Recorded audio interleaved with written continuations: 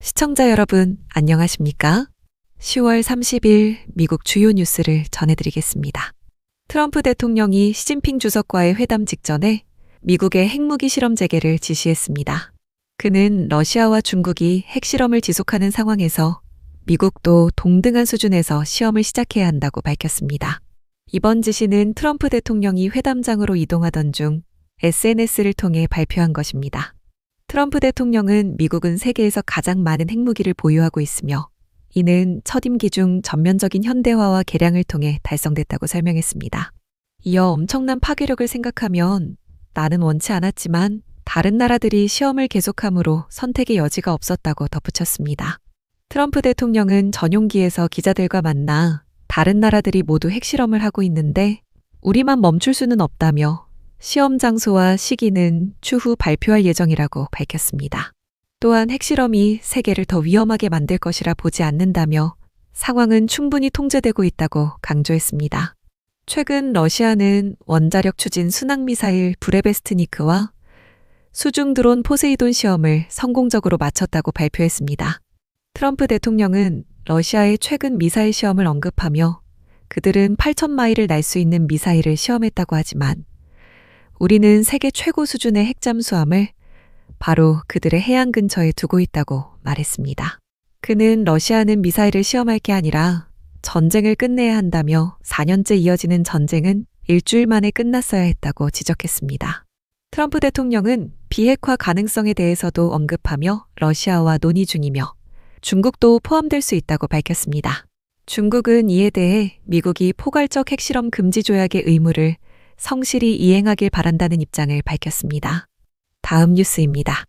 트럼프 대통령과 시진핑 주석이 한미 정상회담 직후 무역 완화 조치를 포함한 합의를 이뤘습니다.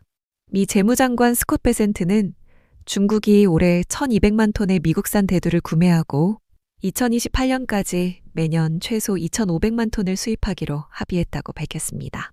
이번 합의는 중국이 미국산 대두 수입을 중단하면서 큰 피해를 입었던 미 농가의 주요 관심사였습니다. 베센트 장관은 또 중국이 틱톡 이전 계약을 승인했다고 전하며 세부 내용은 곧 공개될 예정이라고 말했습니다. 두 정상의 회담은 최근 긴장된 미중 관계 속에서 양국 간 무역 갈등 완화의 신호로 해석됩니다. 전문가들은 이번 합의가 관계 악화를 일시적으로 멈춘 조치라며 실질적인 신뢰 구축이 향후 관건이 될 것이라고 분석했습니다. 아시아 소사이어티 정책연구소의 로리 다니엘스 국장은 양국이 구체적 이행을 통해 신뢰를 쌓아야 한다고 강조했습니다. 트럼프 대통령은 회담 후 12점 만점에 12점짜리 대화였다며 실질적인 성과를 이뤘다고 평가했습니다. 이번 대두 합의는 특히 2026년 중간선거를 앞두고 농업지역 지지층의 우려를 완화할 것으로 보입니다. 미국 농무부에 따르면 지난해 미국은 약 2,700만 톤의 대두를 중국에 수출했으며 이번 합의는 과거 수준을 회복하는 규모입니다. 중국은 한동안 미국산 대신 브라질과 아르헨티나에서 대두를 수입해왔습니다. 다음 뉴스입니다. CNN이 단독 보도한 내용에 따르면 워싱턴 DC에 배치된 주방위군의 임무가 2026년 2월까지 연장됐습니다. 애초 임무는 11월 말 종료될 예정이었으나 피트 헥세스 미 국방장관이 이를 연장했습니다. 현재 워싱턴 DC에는 약 2,400명의 주방위군이 배치돼 있으며 주둔 비용은 하루 약 100만 달러에 달합니다. 이번 결정은 DC 법무장관이 약 2,000명의 병력을 철수시켜달라며 제기한 소송이 진행 중인 가운데 내려졌습니다. 트럼프 대통령은 지난 8월 범죄 대응을 이유로 워싱턴 DC에 주방위군을 동원한다고 발표했습니다. 해당 병력은 타이틀 32 명령에 따라 활동 중으로 이는 연방화되지 않은 상태에서 법 집행 임무를 수행할 수 있음을 의미합니다. 그러나 이들은 주로 공원 청소, 조경 정비 등 도시 미화 업무를 맡고 있는 것으로 전해졌습니다. CNN은 일부 병사들이 불명확한 임무 기간과 생계 문제로 불만을 제기하고 있다고 보도했습니다. 주방위군의 파견은 복리후생과 가족 지원을 위해 한 차례 연장된 바 있으며 이번 조치는 그 기간을 다시 늘린 것입니다. 캘리포니아 연방법원은 트럼프 대통령의 로스앤젤레스 주방위군 투입이 불법이었다고 판결했지만 이 결정은 워싱턴 DC에는 적용되지 않습니다. 트럼프 행정부는 필요할 경우 이번 명령을 추가로 연장할 수 있다는 입장입니다. 현재 주방위군은 루이지애나, 오하이오, 사우스캐롤라이나 등 여러 주에서 파견된 인원으로 구성되어 있습니다. 다음 뉴스입니다. 미 상원에서 일부 공화당 의원들이 트럼프 대통령의 캐나다산 상품 관세 부과에 반대하며 민주당과 손을 잡았습니다. 상원은 팀 케인 민주당 의원이 발의한 결의안을 초당적으로 통과시켜 트럼프 대통령이 캐나다에 관세를 부과할 때 사용한 비상 권한을 종료하기로 했습니다.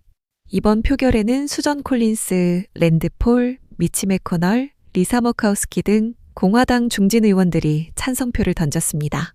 이는 브라질산 상품 관세를 둘러싼 표결에 이어 트럼프 대통령의 무역 정책에 반대한 두 번째 사례입니다.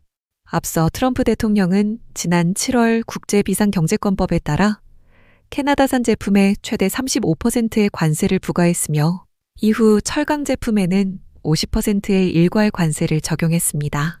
또 최근 캐나다 온타리오 주정부가 로널드 레이건 전 대통령의 연설 음성을 인용한 광고를 방영하자 이에 반발해 캐나다산 제품에 추가로 10%의 관세를 부과했습니다. 제이디 벤스 부통령은 이번 표결에 앞서 공화당 의원들에게 백악관의 관세 전략을 지지하지 않으면 큰 실수가 될 것이라며 경고했습니다. 하지만 랜드폴 의원은 관세는 외국이 아닌 미국 소비자에게 부과되는 세금이라며 결의안을 공동 발의했습니다. 그는 비상권한에 의한 통치는 헌법이 의도한 방식이 아니며 세금은 하원에서 발의돼야 한다고 강조했습니다. 매코널 의원도 보복관세는 켄터키의 농가와 증류업자들에게 피해를 주고 있으며 관세는 결국 미국 내 건설과 소비 비용을 높인다고 밝혔습니다. 트럼프 대통령은 이에 대해 캐나다와의 모든 무역 협상을 종료한다고 SNS에 올리며 강하게 반발했습니다. 결의안은 상원을 통과했지만 하원에서는 표결이 지연될 가능성이 큰 것으로 전해졌습니다. 다음 뉴스입니다. MIT 연구진이 수면 부족 시 뇌에서 일어나는 변화를 규명했다고 발표했습니다. 연구에 따르면 주의력이 순간적으로 떨어질 때 뇌척 수액이 뇌 밖으로 빠져나가는 현상이 나타났습니다.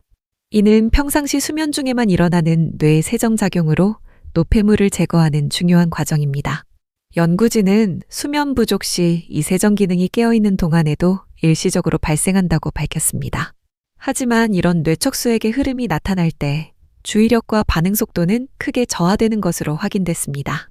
MIT의 로라 루이스 교수는 수면을 취하지 않으면 뇌척 수액의 파동이 깨어있는 동안에도 나타나며 그 순간 주의력이 실패한다고 설명했습니다. 연구에는 26명의 참가자가 참여했으며 각각 수면을 취한 상태와 수면을 박탈한 상태에서 실험을 진행했습니다. 참가자들은 시각 및 청각 자극에 반응하는 테스트를 수행했고 수면 부족 시 반응 속도가 현저히 느려졌습니다. fMRI와 뇌파 측정을 통해 연구진은 주의력 저하 시점에 뇌척 수액이 뇌 밖으로 빠져나갔다가 다시 유입되는 것을 관찰했습니다. 또한 이때 호흡과 심박수가 낮아지고 동공이 수축했다가 주의력이 회복되면 다시 확대되는 현상도 동반됐습니다. 연구진은 이러한 변화들이 뇌와 신체가 하나의 회로로 연결돼 있음을 시사한다고 밝혔습니다. 이번 연구 결과는 국제학술지 네이처 뉴로사이언스에 발표됐습니다. 다음 뉴스입니다. 허리케인 멜리사가 자메이카를 강타하며 섬 전역에 큰 피해를 남겼습니다.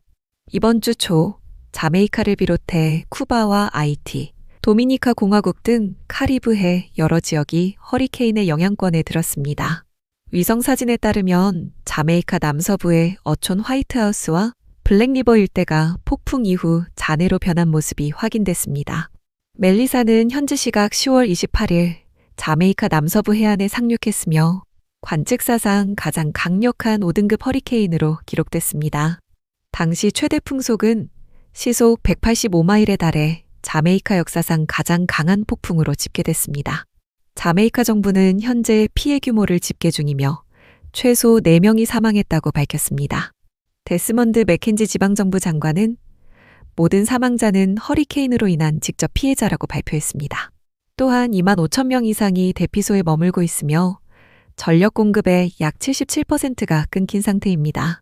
자메이카 재난대응청은 일부 지역에서 통신이 완전히 두절돼 피해 조사가 지연되고 있다고 전했습니다. 인근 아이티에서는 최소 23명, 도미니카 공화국에서는 한 명이 사망한 것으로 확인됐습니다. 허리케인은 이후 바하마를 지나 목요일 오전 버뮤다 방향으로 이동 중입니다. 이번 폭풍은 대서양에서 기록된 가장 강력한 허리케인 중 하나로 꼽힙니다. 이상으로 오늘의 뉴스를 마칩니다. 시청해 주셔서 감사합니다.